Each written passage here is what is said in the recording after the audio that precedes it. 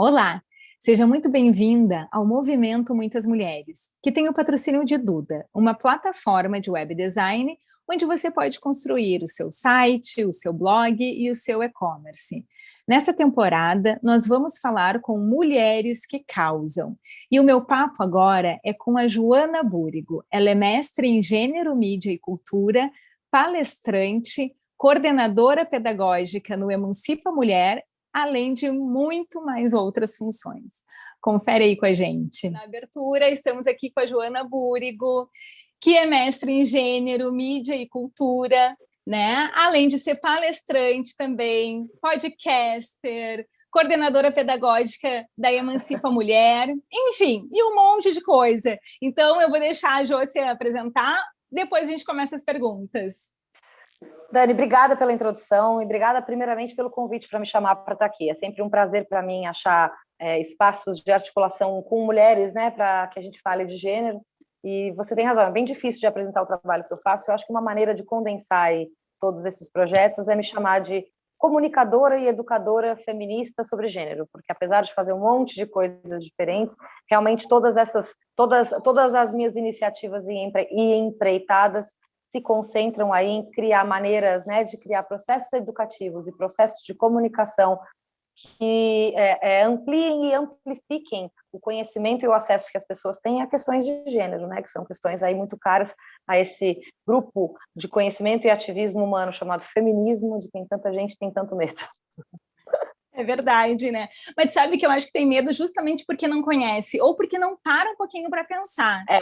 Acho que é um pouco né? isso, acho que é porque tem um pouco de preguiça de pensar e porque também acha, as pessoas em geral, né, isso é uma questão geral, assim, não é só dentro do feminismo, a gente vai ter impressões muito rasas e muito superficiais sobre as questões da vida e a gente vai ter geralmente a impressão que é passada para a gente pelas grandes mídias, né, e ao longo dos anos, é muito recente que as grandes mídias tenham passado a abraçar os discursos feministas, até muito pouco tempo atrás, e ainda em alguns canais de mídia atuais, né, ainda em alguns, em grande parte dos canais de mídia atuais, tanto os tradicionais como televisão e rádio, quanto os mais modernos como internet, né, esses baseados na internet, ainda tem uma relutância muito grande com a palavra, ainda tem um apreço muito grande pela definição do feminismo que é feita por machistas, né? O feminismo ainda tem muito pouca massa crítica para que a gente possa se autoafirmar, né? Acho que esse entendimento sempre foi um entendimento que eu tive desde que eu fiz a minha dissertação de mestrado, que eu falava justamente sobre a percepção pública do feminismo, assim, né? A minha percepção sempre foi essa, que a gente precisa, que o feminismo ainda tem um trabalho pela frente de ser o protagonista da sua própria história, né? A história do feminismo, as lendas sobre o feminismo, o que se diz sobre o feminismo e as feministas, ainda está majoritariamente na boca e nas mãos de machistas. Então, a gente tem que tirar o feminismo das garras do machismo. Exato. E aí, a minha primeira pergunta é justamente essa. Quando é que foi que tu começou a te interessar por esses assuntos e que tu te deu por conta que tu era uma mulher feminista também? Essa é uma das perguntas que eu mais gosto de responder, Dani. Eu sempre fico muito feliz quando as pessoas perguntam, porque não foi, ao contrário do que muita gente pensa, né? Muita gente pensa assim, nossa, você não sabia nada de feminismo e de repente você entendeu o feminismo e virou uma feminista. E não é isso, né? No meu caso, pessoalmente, eu sei por falar sobre isso e ouvir de outras mulheres um relato semelhante, eu sei que isso não é exclusivo meu. Eu já tinha inquietações e questionamentos feministas antes de encontrar a literatura feminista. Então, no momento que eu encontro a literatura feminista, ela não é uma grande revelação, ela é um grande alívio, porque eu consigo enxergar na literatura feminista uma série de articulações e pensamentos e respostas e investigações e pesquisas e debates e até mesmo tretas entre as feministas que vão responder justamente a questões que desde muito nova me pareciam ser um pouco esquisitas. Coisas como, por exemplo, eu vou dar um exemplo super banal aqui, tá? Super banal e que fala bastante do meu privilégio como mulher, cis, branca, etc, né? Mas, por exemplo, sempre me pareceu muito esquisito que no meio de um show, certo? Um show de rock, que eu gosto muito de ir em show, né? Os caras estão com calor, eles tiram a camisa, certo? E se eu tiro a camisa, aquela atitude não é vista como estou com calor, e sim como está querendo provocar, certo? Então, esses pequenos questionamentos, que são enormes, na verdade, sempre fizeram parte da minha pessoa. Eu sempre achei isso muito esquisito, certo? Quando os homens diziam para mim que eu tinha que me comportar, os homens da minha família, né? Ah, a mulher tem que se comportar. Isso para mim sempre pareceu tão abusivo, certo? Então, a minha chegada no feminismo, eu estou te dando esse preâmbulo todo para dizer que não teve assim um momento específico, mas teve a leitura de um livro especificamente, que é o Relatório Haidt de Sexualidade Feminina, inclusive Cher Haidt, grande feminista que quase ninguém conhece, faleceu ano passado, vi apenas uma coluna de óbito dela no Guardian, é uma feminista assim, muito pouco conhecida, que realmente revolucionou a metodologia científica de pesquisa sobre sexualidade. Ela não apenas criou uma pesquisa muito importante, como revolucionou a metodologia científica de fazer pesquisa sobre sexualidade, né? As feministas dão essas contribuições profundas para a produção de ciência e muitas delas morrem no esquecimento, morrem no ostracismo. Não foi o caso da Cher Haidt. Ela era bastante conhecida, mas eu acredito que ela devia ser muito mais conhecida, por exemplo, do que o Kinsey. Uhum. Quando a gente fala de relatório de sexualidade, fala do relatório Kinsey, né? E o relatório da Cher Haidt é bem melhor. Ele é um relatório muito mais cientificamente fundamentado, certo? Sim. E ela é uma cientista feminista que é muito pouco reconhecida. E foi lendo o livro dela, o original, né, que é o relatório Haidt de Sexualidade Feminina, que me dei conta disso. Assim, eu me lembro de estar lendo esse livro, né, e dizer, nossa, essa mulher é feminista, ela fala das coisas de um jeito que eu sempre quis ouvir, né? Eu sempre quis que as coisas fossem enquadradas dessa maneira, certo? Sempre quando eu lia uma notícia, quando eu lia uma reportagem, eu sempre ficava um pouco angustiada sem saber o que era, faltava o enquadramento feminista. Então, a partir da leitura da Cher Haidt, eu comecei a consumir alucinadamente literatura feminista, né? Isso foi no comecinho da década de 2000, certo? Então, aí explodiram juntos também os blogs, certo? Então, aí, nesse momento, sobretudo blogs de língua inglesa, né? O Jezebel e tal, mas aqui no Brasil também, a Lola Aronovitch é uma baita de uma pioneira da internet feminista, né? Uma mulher maravilhosa brasileira, que tem escrito. Então, foi uma avalanche, assim, e para mim foi um alívio muito grande, porque pela primeira vez, de forma sistemática, certo? Eu conseguia ver que existia um corpo de pesquisa, existia uma epistemologia, existia toda uma tradição científica, né, de se pensar a respeito dos fenômenos da sociedade, nesse ângulo aí, que é um ângulo que não se avexa, né, de notar algo que é naturalizado, que é a constante das disparidades, das diferenças de gênero. Então, assim, esse momento para mim foi esse, foi lendo a Cher Haidt e começando a pensar aí nos blogs todos, eu pensei, bom, tá aqui uma série de respostas que ao longo da vida eu estive em contato com de forma angustiada. Agora eu consigo ter um corpo de pesquisa que me auxilia a levar adiante esses questionamentos. E foi assim que eu comecei a ser feminista profissional e nunca mais parei. Legal. Não, e é bacana isso, porque daí tu fica assim, opa, mas isso aqui é o que eu sempre pensei. Então, Exato. Se alguém escreveu sobre isso, é porque eu tô certa. E não é nem assim a questão de estar certo ou errada, mas é isso, olha, eu não estou só, né? Eu acho que eu não estou só. Isso. A Márcia Tiburi fala isso a respeito do feminismo, e eu sempre fico um pouco, eu tenho sentimentos mistos a respeito dessa frase, que ela fala que o feminismo é o oposto da solidão.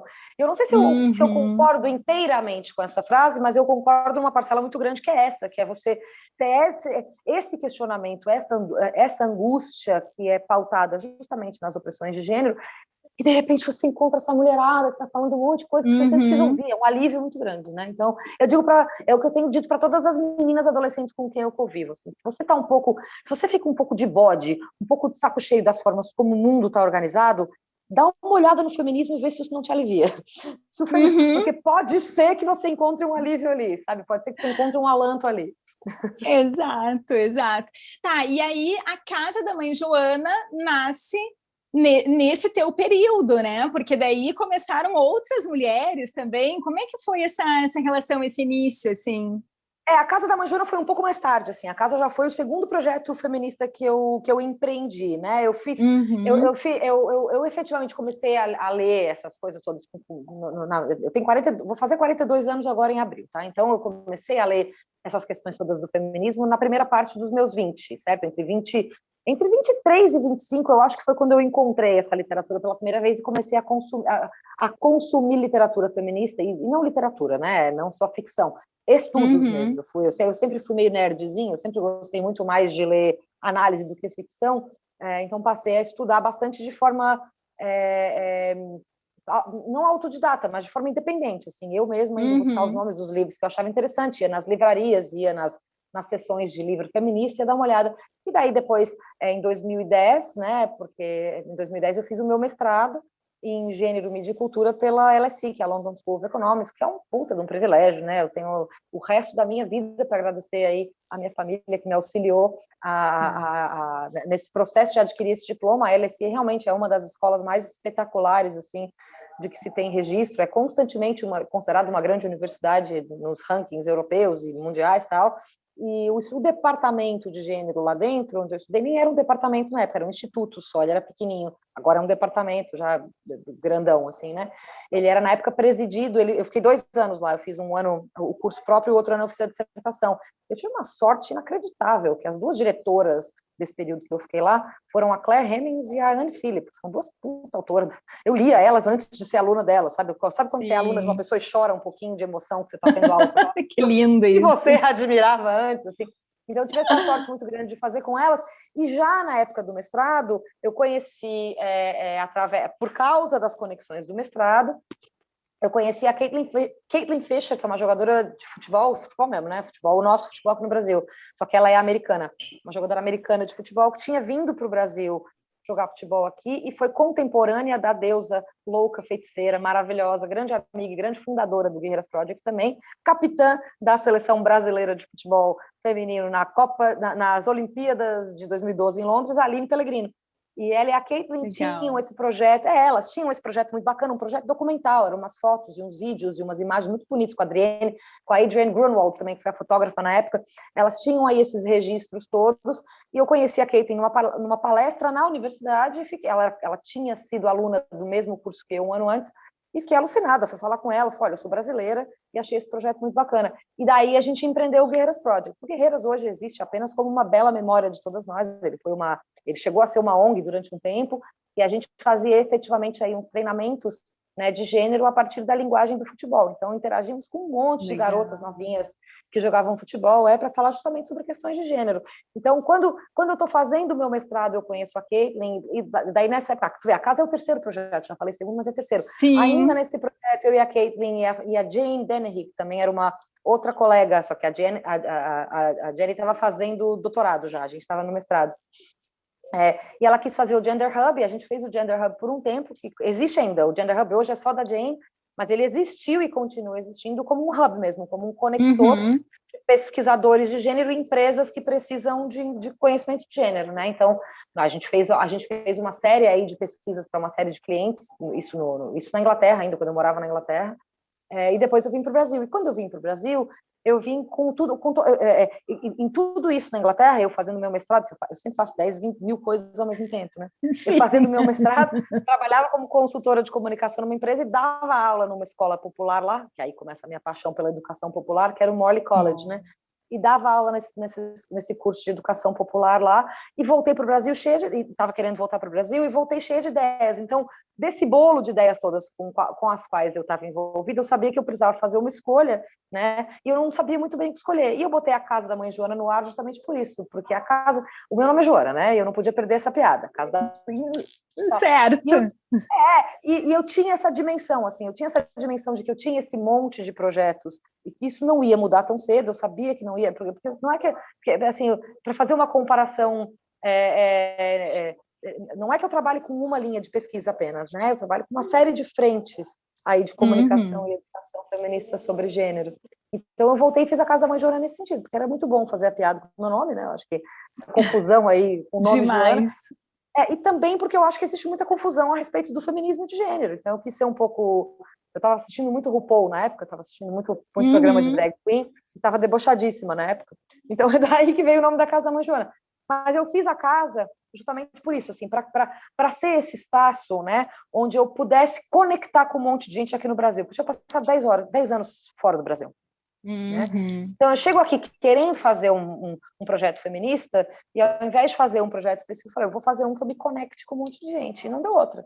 Né? Foi a partir da Casa da Mãe Joana que surgiu o convite da Luciana Genro para, junto com a Winnie Bueno, criar a Emancipa Mulher, que hoje em dia eu coordeno. Hoje em dia a Winnie não está mais com a gente, mas eu coordeno junto com a Carla Zanella, nós somos as duas coordenadoras e professoras desta escola feminista e antirracista, completamente gratuita, vinculada aí ao Emancipa, que é uma rede nacional de educação popular, né, focada primordialmente em preparação pré-universitária, ou seja, cursinho e Enem, assim mesmo, né, cursinho pré-vestibular e Enem, mas que existem outros núcleos muito importantes de educação de jovens e adultos, né, educação gratuita no Brasil inteiro. Então, vai ter do EJA.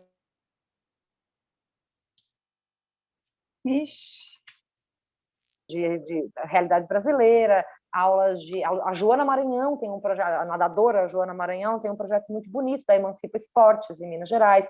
Ela vai lidar com crianças e esportes, né? A Daniela Mussi, que é uma das coordenadoras da Emancipa em São Paulo, tem a Escola Gramsci, a Universidade Emancipa foi feita ano passado. Então, assim, são várias iniciativas, certo? De educação popular aqui.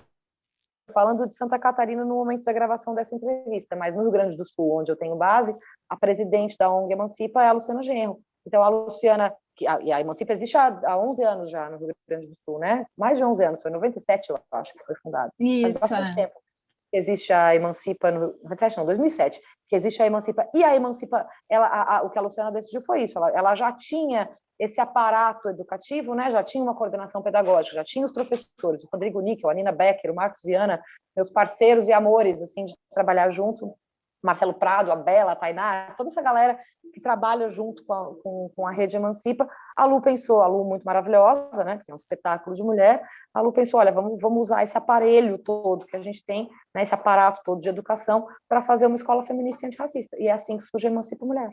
Né? Então, a partir da Casa da Mãe Joana, que é esse projeto que eu fundei, surge esse convite da Luciana para fazer a Emancipa. Surge a editora Zuc me convidando para fazer trabalhos com eles, para trazer mais autoras mulheres, né, que foi esse o chamado inicial da editora Zuc comigo. Olha, a gente quer ter mais autoras mulheres na nossa carta de autores, como é que podemos trabalhar juntos? Daí, desde então, já foram cinco livros juntos e esse ano tem pelo menos mais 3. Sim, que demais. E até uma das minhas perguntas era justamente sobre isso, de como que acontece essa curadoria, tipo, né, ou até mesmo, assim, existem alguns critérios, assim, para quais mulheres vão entrar com esse selo, né, Casa da Mãe Joana e tudo mais? É bem interessante, assim, porque a Zuc, a editora Zuc, né, que é do João e da Karina Xavier, que são uma empresa familiar, uma empresa muito dedicada aí realmente à pesquisa e à produção de livros que tratem de realidade brasileira, assim, ó, e não só de realidade brasileira, mas da realidade, né? O João e a Karina são duas pessoas com o pé muito fincado em fazer produções que lidem com a realidade. E eles me chamaram, e a Zuc, por ser uma editora pequena e independente, eles estabelecem parcerias diferentes com uma série de pessoas que hoje existe um conselho editorial, certo? Hoje eu sou parte, também junto com a Winnie, também junto com outros nomes maravilhosos, assim, eu também sou parte de um conselho editorial da editora Zuc, e esses conselheiros, alguns deles fazem algumas coleções de livros, e algumas delas têm selo ou não, certo? A minha acontece de ter um selo, né, para ser o selo da Casa da Mãe Joana, mas o primeiro projeto que surgiu foi uma ideia de uma reunião entre eu, o João e a Karina. Certo? Então, o selo da Casa da Mãe Joana tem essa característica. Ele não tem um critério específico. Ele tem o seguinte: ele tem ideias que surgem e a gente pega. E qual é o nosso critério, então? É que tenha a abordagem de gênero em algum lugar. Certo? Então, por exemplo, eu acho que se eu explicar os livros que já existem, né, fica mais fácil a gente entender como é que isso acontece. O primeiro livro de todos eles é o Novas Contistas da Literatura Brasileira, que foi justamente uma resposta ao chamado original que João e Karina me fizeram para aumentar o número de autoras na carta de livros. Nós lançamos um concurso de contos somente para mulheres. Né? E nós achávamos que a gente... guria, a gente achou que a gente ia receber, tipo, sei lá, 150 contos, nós recebemos 1000 contos em 10 dias. Uau, gente! O concurso ia durar um mês, a gente encerrou ele em 10 dias, porque nós recebemos 1000 contos. O que nos disse o seguinte: existe uma cacetada de mulher querendo publicar. O que não existem são editoras abrindo espaço. Exatamente. Não é mesmo? O primeiro projeto com a Editora Azul foi esse, o Novas Contistas da Literatura Brasileira. Nós publicamos 25 novas contistas, algumas delas, por exemplo, a Priscila Pasco, continuam publicando, sendo premiadas, são orgulhos da casa, né? São autoras que continuam aí reverberando suas histórias, muitas delas eu continuo acompanhando. Aliás, todas as autoras maravilhosas, elas fizeram lançamentos nas suas cidades, elas receberam o livro, foi um livro muito bem recebido pelas autoras, justamente por isso, né? Porque, a gente abriu um concurso para que você tivesse a sua publicação. Quando a gente viu que esse livro fez sucesso, e antes mesmo ainda da publicação dele, numa noite na minha casa, eu, a Winnie, a Rosana Pinheiro Machado e a Luciana Genro estávamos conversando, as amigas, assim, conversando, e a Rosana estava reclamando que não existia desses novos, isso era 2017, dessa leva de livros e palestras e mesas falando sobre as crises brasileiras, né, que a gente vem enfrentando ainda, mas na época estava começando a se acentuar a quantidade de crises políticas que a gente estava vivendo. A Rosana estava pistola, que não tem nenhum livro só com mulheres. E deu aquele minuto de silêncio lá em casa, aquele segundo de silêncio, nós falamos, vamos fazer um. E a gente mandou um recado para a Editora Azul, que eles adoraram a ideia. Naquela noite mesmo, a gente fez uma lista com 50 nomes. Naquela noite mesmo, a gente convidou, 25 aceitaram. 3 semanas depois, o livro estava pronto, que é o demais. Sem Saída, Ensaios Críticos sobre o Brasil, que continua sendo o primeiro livro da história do Brasil sobre política a ser escrito exclusivamente por mulheres e todas elas feministas. Né? Então, é um livro que entra na história por 2 motivos, esse e o outro é o último artigo publicado da grande, icônica Marielle Franco. A Marielle é uma das autoras do nosso livro.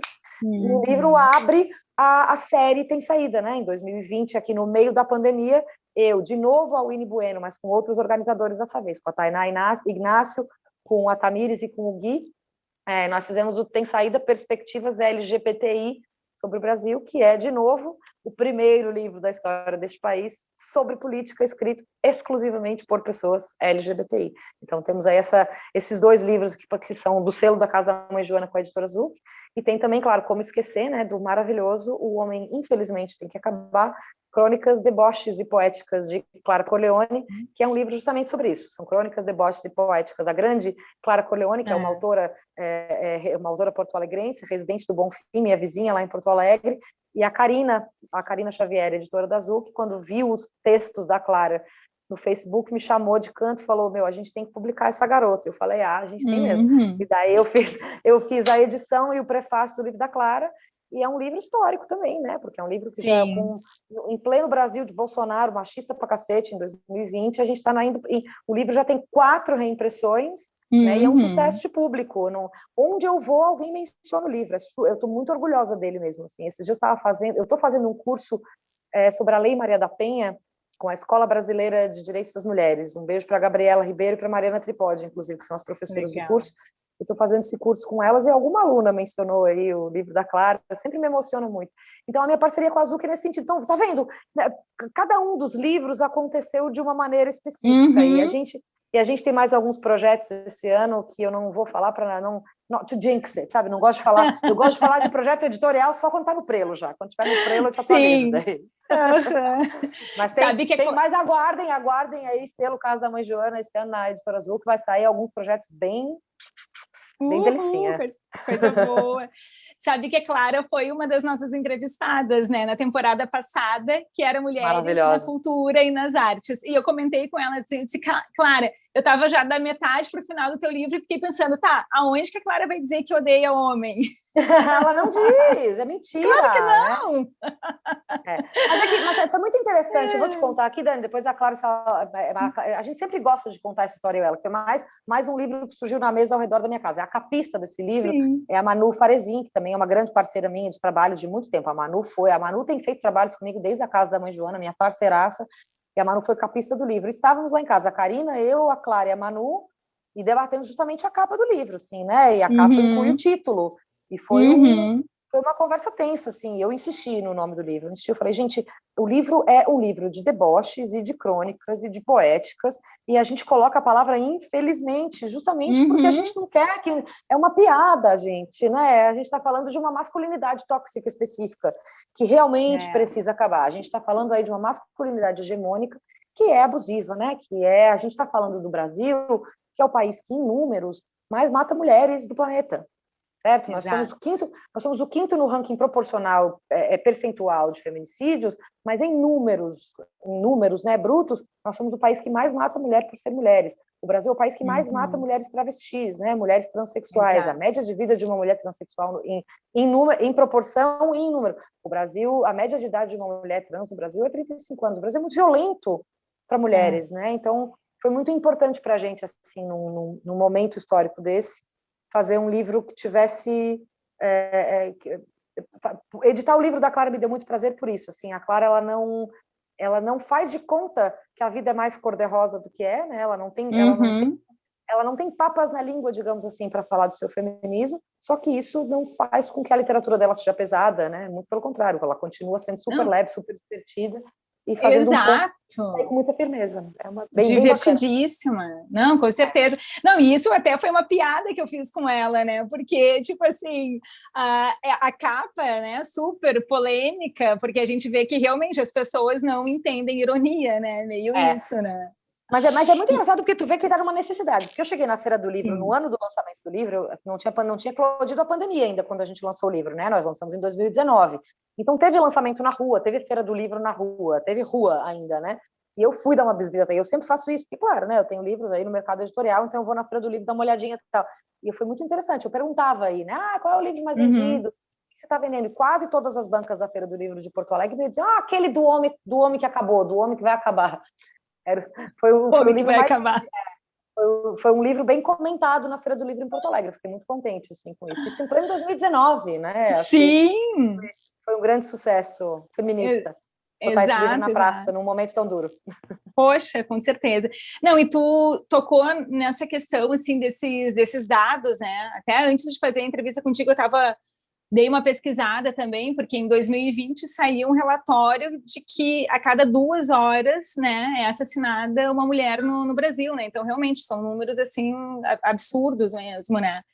E aí, assim, uma pergunta que eu acho que é um pouco difícil até de responder, porque talvez levasse horas, né? Mas tu acha que isso, assim... é também em virtude desse nosso machismo estrutural, claro, talvez não só dele, né? Mas eu acho que muito carregado em termos disso, né? Eu acho que é sim, Dani. Eu acho que você está aí na mosca com essa sua avaliação, sabe? Eu acho que a grande dificuldade que a gente tem é justamente desnaturalizar o quanto do machismo... desnatural... Assim, como é que eu vou dizer isso? Vou tentar responder essa pergunta da forma mais clara possível, sem entrar em muitos detalhes, mas assim, o feminicídio, certo? Ou seja, o assassinato de uma mulher por ser uma mulher, ele é a culminação máxima do mesmo machismo que diz para a garota de 5 anos, fecha essa perna, menina. Certo? É o mesmo machismo, porque é o mesmo machismo que coloca as mulheres numa posição de ser alguém cuja existência é modulada por outra pessoa. Certo? Porque você não vai dizer aí para esse menino, não fecha essa perna. O menino, você vai no máximo dizer não chora, né? Mas você não vai regular o comportamento do garoto para que ele se proteja de predadores sexuais, por exemplo. Exato. E a gente educa meninas, nós todas, eu e você, fomos educadas para fazer um teatro, inclusive, para não provocar um possível predador, certo? Então, a violência machista que mata, ela não é diferente da violência machista que estupra e não é diferente da violência machista que não recolhe a mesa depois do almoço. Né? Elas são todas partes de uma mesma naturalização da subserviência das mulheres, seja uma subserviência doméstica, seja uma subserviência sexual, seja uma subserviência psíquica, emocional, né? Tem o feminicídio, ele é a manifestação mais patente, né, da misoginia, que é esse que a gente gosta de dizer que a misoginia é ódio às mulheres, mas eu digo, né, não é somente ódio às mulheres, é ódio às mulheres que não cabem dentro de um imaginário específico machista. Exato, certo? Porque muitas vezes a mulher vai morrer porque o cara é maluco, né? Ele tem maluco é uma palavra horrorosa, porque o cara é ciumento, o cara não dá conta de entender que aquela outra pessoa não é propriedade dele, sim o sujeito da sua própria existência. né? Então, quando o sujeito da sua própria existência faz uma coisa que aquele outro cara que acha que aquele sujeito é de sua propriedade não gosta, ele elimina aquele sujeito, porque ele pensa naquele sujeito como uma posse, não como um sujeito.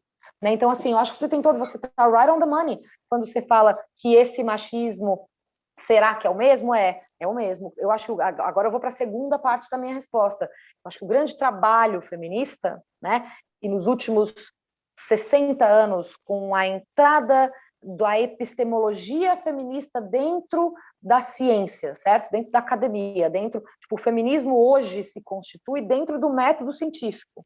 O que eu quero dizer com isso? Os dados que surgem das pesquisas feministas são dados que não são tirados do Instituto Eu Achei. Eles são dados, certo? Eles são dados efetivamente apurados, tabulados e interpretados dentro da lógica do método científico. Nós sabemos que a lógica... Nós aqui no meio de uma pandemia de Covid, sabemos muito bem que a lógica do método científico é se certificar, certo? De que um fenômeno da natureza é estudado e compreendido da maneira mais realista possível, né? Então, nos últimos anos, o feminismo tendo entrado aí com muita força dentro da produção científica e dentro da produção discursiva também, da produção de mídia, né? Olha aqui o que nós estamos fazendo agora, 20 anos atrás era impensável, certo? 20 anos, não é muito tempo atrás, 20 anos atrás, isso que eu e você estamos falando agora era impensável, né? Então, com esses avanços todos aí da linguagem feminista, tanto na produção formal de conhecimento, quanto na produção discursiva midiática, né, tem ajudado bastante a entender um pouco melhor, e não mais entender, a demonstrar como que esse machismo pequeno do dia a dia vai culminar nesse machismo grande. Porque eu acho que a grande dificuldade é essa. Todo mundo concorda, machismo e racismo são muito parecidos. Todo mundo concorda que existe machismo e racismo, mas ninguém se acha machista nem racista. Exatamente. Certo? Né? Então, por que eu digo que eu geralmente, quando as pessoas dizem que eu sou chata, eu já não sofro mais. Eu já não faço mais sofrimento quando as pessoas acham que me acusam de ser chata por falar em feminismo, certo? Porque eu tenho consciência de que é chato mesmo. Só que eu não tô nem aí, porque entre ser chato, né? Entre ser chata e ser assassinada, eu vou ser chata, né? A vida inteira. Sim. Certo? Entre o feminismo causar um pouco de ai, que saco essa conversa muito séria agora quando eu queria estar fazendo outra coisa, e outra mulher morrer dentro das próximas 2 horas, eu prefiro ter a conversa séria, certo? Então, acho assim, que o feminismo entrou nesse lugar que eu acho que não tem mais volta, que eu acho que existe hoje uma massa crítica, né, de comunicação e educação feminista sobre gênero que não vai dar mais um passo atrás. Não que o feminismo já tenha dado algum passo atrás, nunca deu, mas acho que tem uma massa crítica para que nem pareça que se dê passo atrás. Porque a gente tem essa impressão no passado, tanto que a gente se refere à primeira, segunda e terceira ondas do feminismo, né, como se tivesse voltado para trás. E não voltou. Não é verdade. As ondas são o interesse da sociedade no feminismo. Eu acho que agora não tem mais volta. Não vai mais ter um tempo que não se fala mais de feminismo. Somos muitas já, né? Então, acho que assim, o grande trabalho que a gente tem tido nesses últimos anos é justamente isso, o feminismo como perspectiva de mundo. Olha, né, o que eu quero dizer com isso? Perspectiva de mundo. E existe machismo, existe patriarcado, as relações de gênero são injustas, existe desigualdade a partir de gênero. Isso o feminismo sempre falou, mesmo antes de ser feminismo, certo? Mesmo antes da palavra feminismo existir, lá a Lesbos de Safo já estava falando sobre isso. A historiografia feminista que vai estudar poesia medieval, por exemplo, já sabe que as poetas medievais já falavam as mesmas coisas que a gente fala hoje, tipo, feminilidade é uma construção social, nas mesmas palavras, ou seja, o discurso feminista já existe há muito tempo, mesmo antes da gente ter a palavra feminismo para, né, para abraçar, para ser o guarda-chuva dessas questões todas. Então, eu acho que assim, daqui para o que melhorou nesses últimos 50, 60 anos foi justamente isso, assim, essa perspectiva que já é antiga encontrou fundamentação científica, certo? A gente agora trabalha com dados do IBGE, a gente não vai... A Silvia Federici, quando vai falar da caça às bruxas, ela vai fazer um registro histórico mesmo. Então, o feminismo vem, nos últimos 50, 60 anos, com muita competência, derrubando consciência, mitologias patriarcais. Então, acho que a partir daqui a gente pode fazer coisas muito interessantes, assim. Acho que é justamente respondendo aí a sua pergunta, que é demonstrar os muitos lugares onde esse pequeno machismo vai criando uma bola de neve, né, que culmina aí nas grandes violências sexuais, né, que são que pode se organizar de maneira muito ampla, né, como sendo violências letais mesmo, assassinato e violência física de mulheres e violência sexual. Tem várias outras violências, né, patrimonial, psicológica, uma série de outras violências,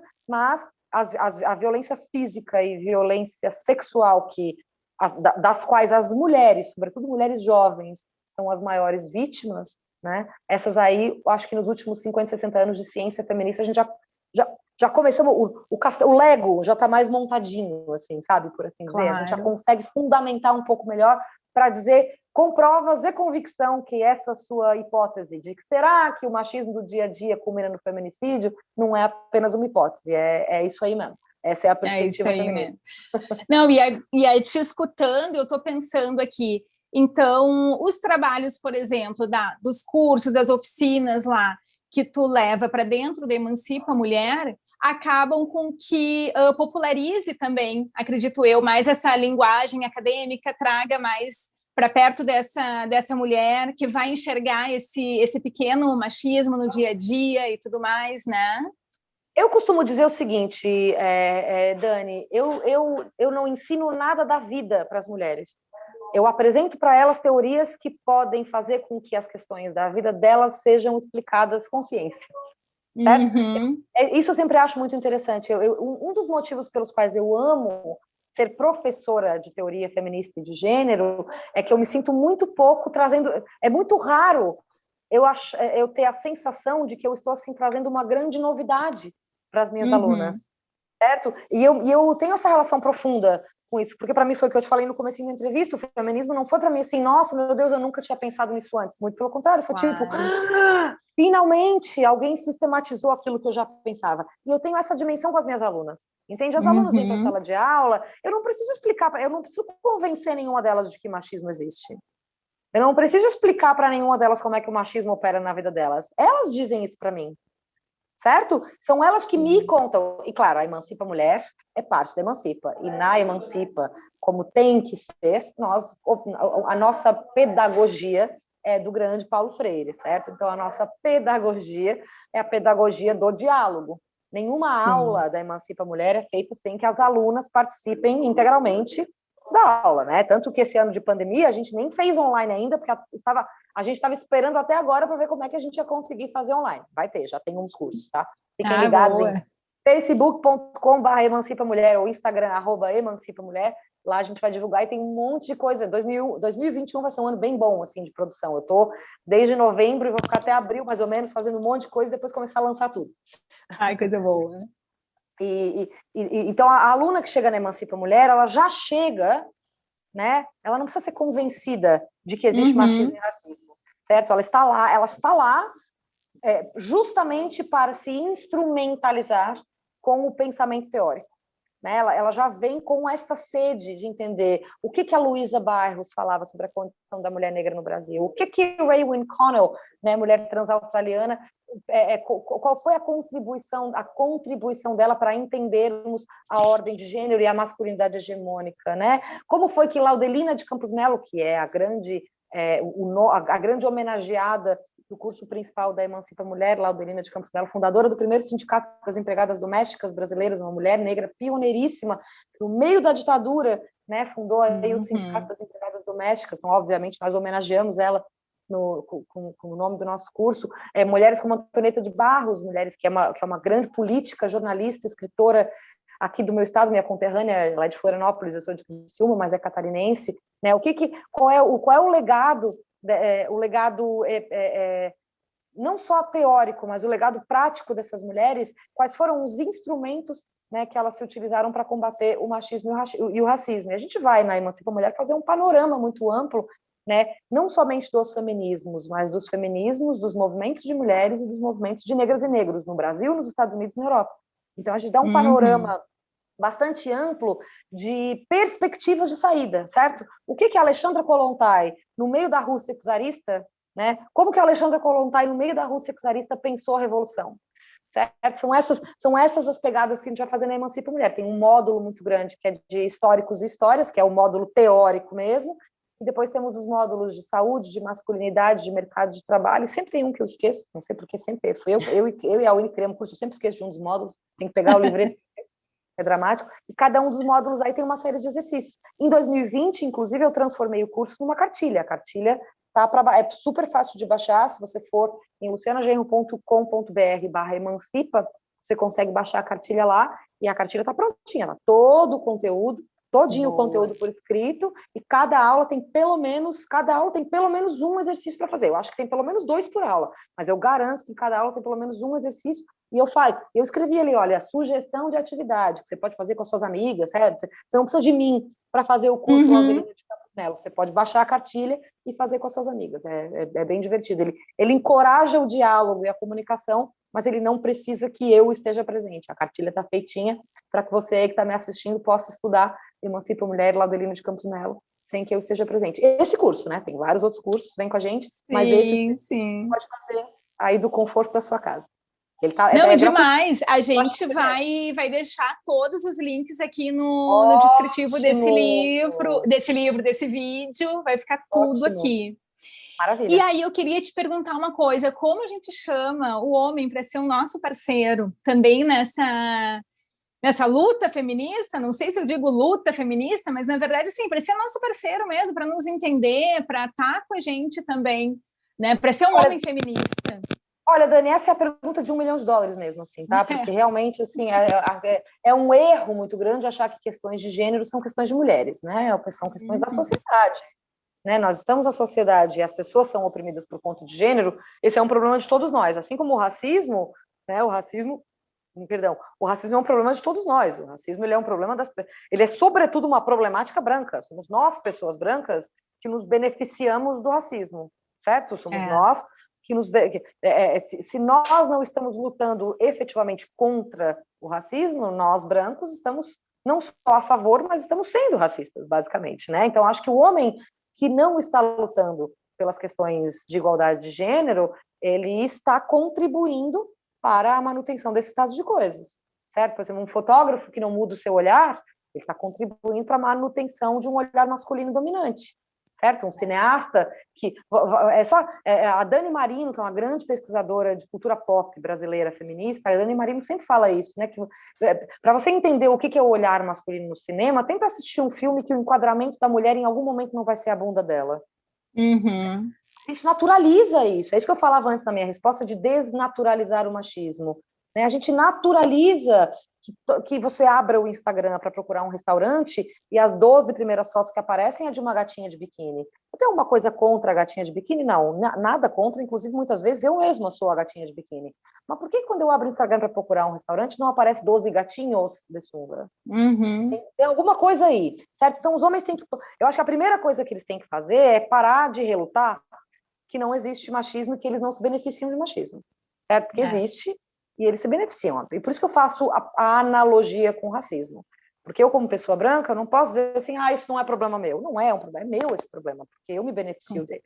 Né? Então, os homens negarem que existe problema de gênero, para mim, já coloca eles como campo oposto. Eu já vou entrar de sola numa discussão com vocês, né? O que eles têm que fazer? Eles têm que escutar. Né? Eu acho que os homens eles estão acostumados, o mundo é organizado para que eles sejam os protagonistas de tudo. De novo, eu vou na cultura pop, né?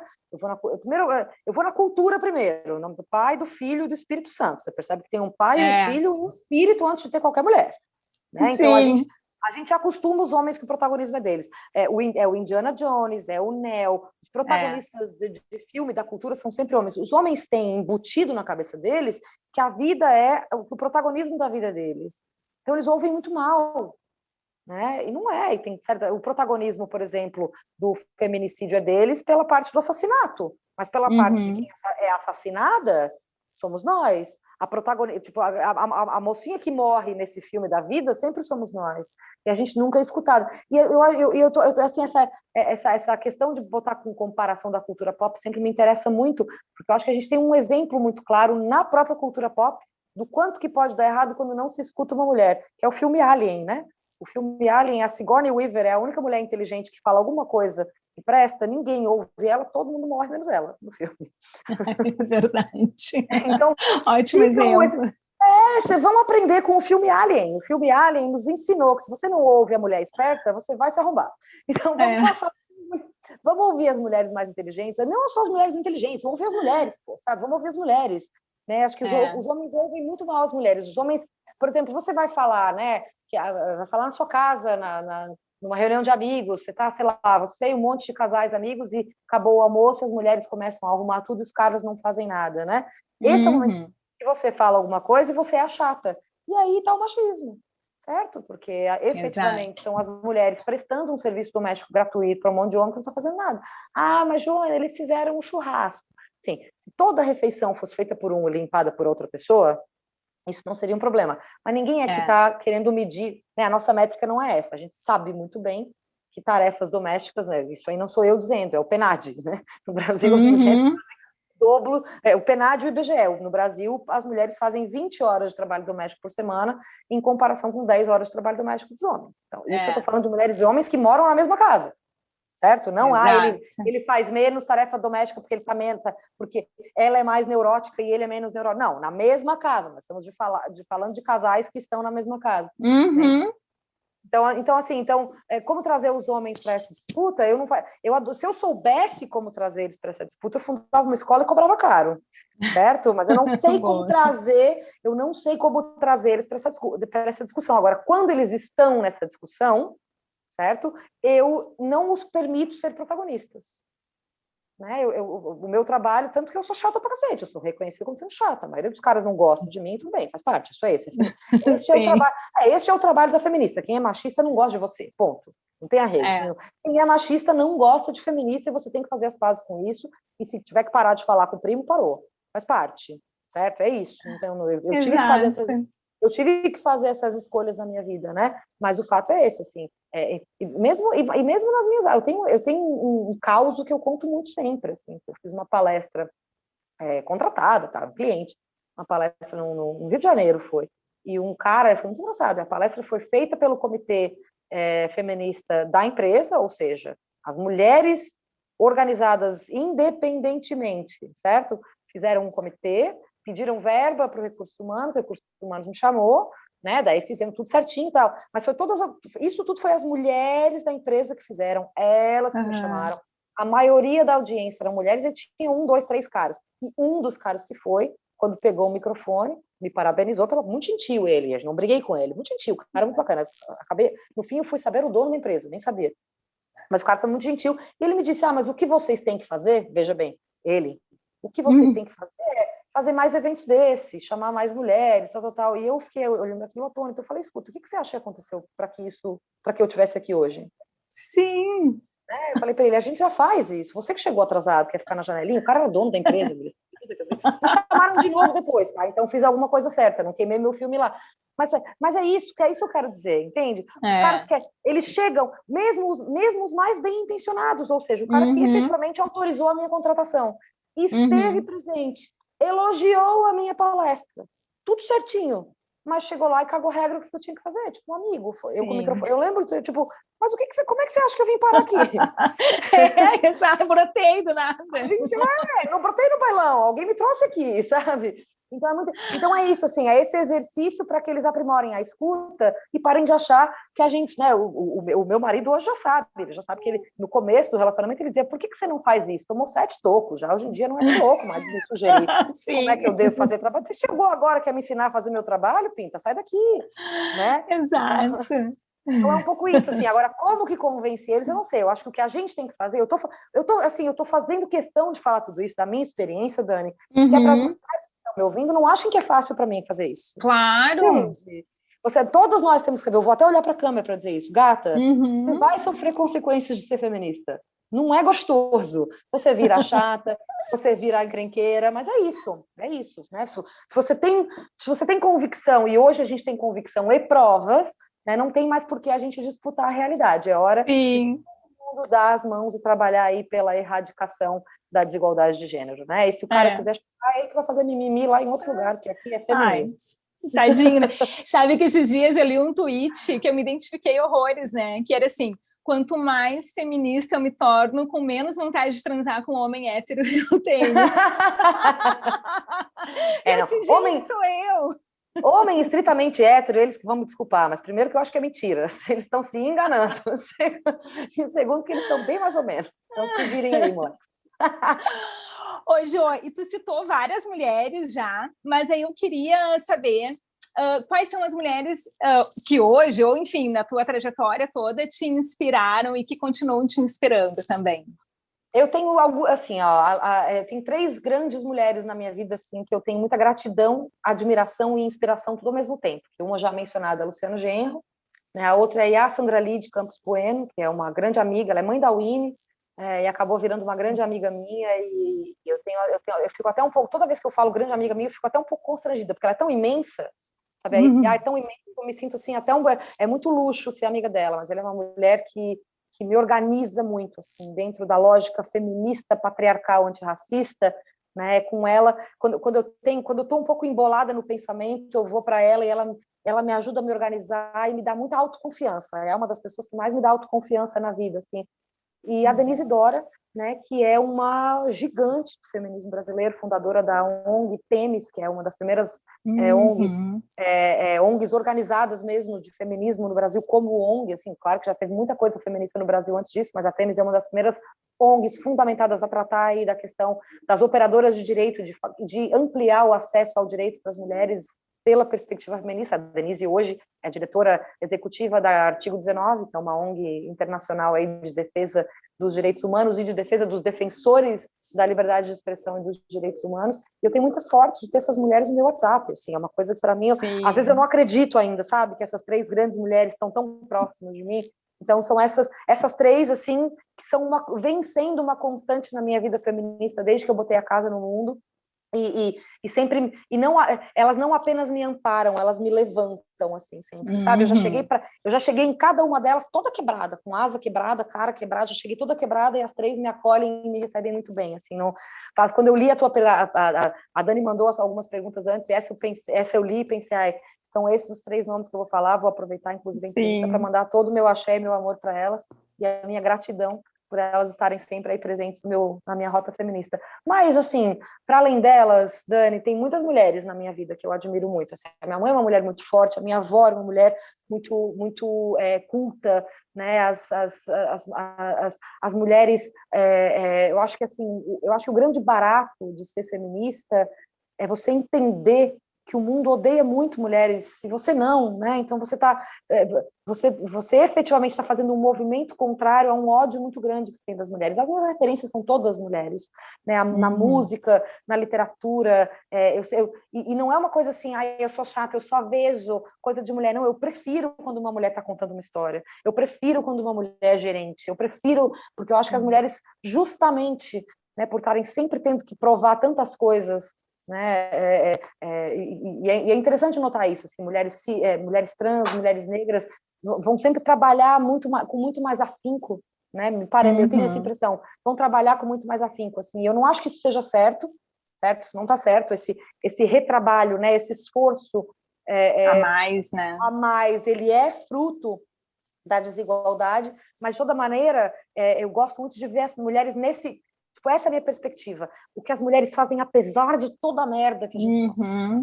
Entende? É por isso que eu admiro tantas mulheres. Porque apesar de tudo, apesar de todas as negativas sociais, apesar de toda a discriminação, apesar de todo o preconceito, ainda consegue não apenas fazer as coisas, fazer muito bem, fazer com alegria. Sabe? Com alegria, com dedicação, com amor. Assim. Então, eu tenho um apreço muito grande por essa característica das mulheres. E a Marielle Franco, no artigo dela do Tem Saída, vai falar isso. Marielle, aquele artigo dela, para mim, revolucionou muito a minha. Quando eu recebi o artigo, antes do livro ser publicado ainda, quando eu recebi e ler, assim, aquilo, a Marielle realmente é icônica, assim, né? Ela é realmente uma mulher extraordinária.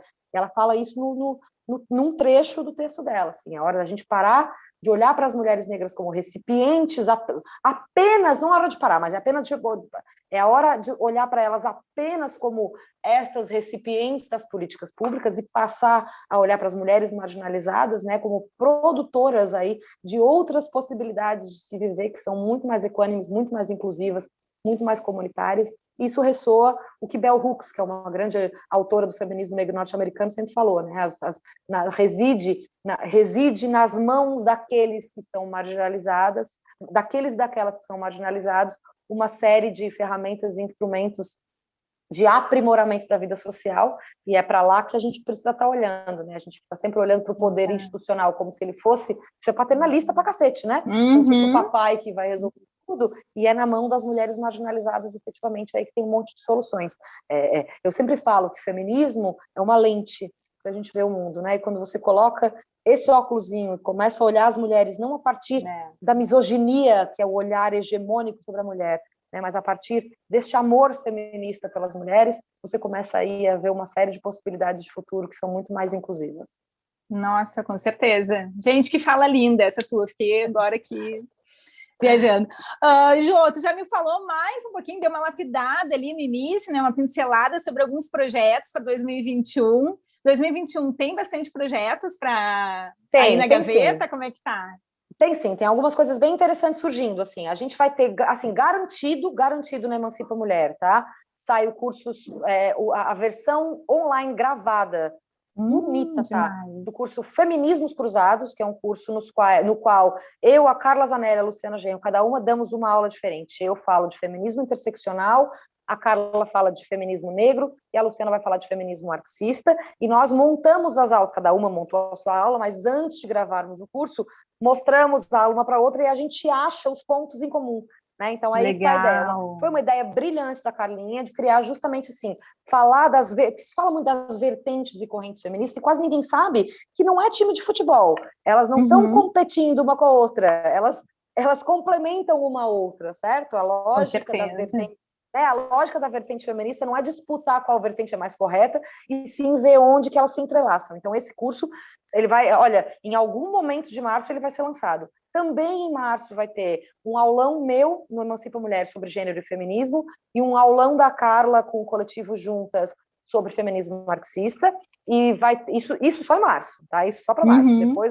Depois de maio em diante, a gente vai voltar aí com outra configuração do curso Laudelina de Campos Melo, mas essa eu deixo para anunciar quando estiver mais sedimentado.